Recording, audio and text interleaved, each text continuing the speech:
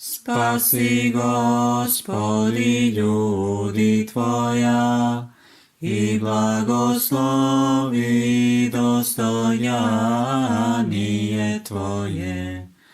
Pobjedi svjem pravoslavnim hristijanom našim, nas oprotivnija daruja. I Tvoje sohranjaja krestom, Tvojim žiteljstvom. Slava Otcu i Sinu i Svjatomu Duhu, i ninje i prisno i vo vijeki vjekov. Amin.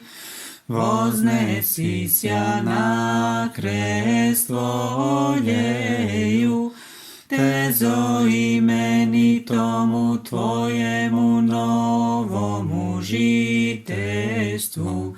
Ščedroti Tvoja daruj, Hriste Bože, vozveseli siloju Tvojeju blagovjerni i Hristoljubivi rod naš. Pobjedi dajajemu nas opostati,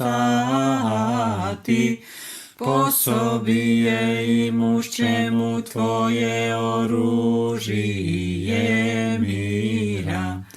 Ne pobjedi muju pobjedi.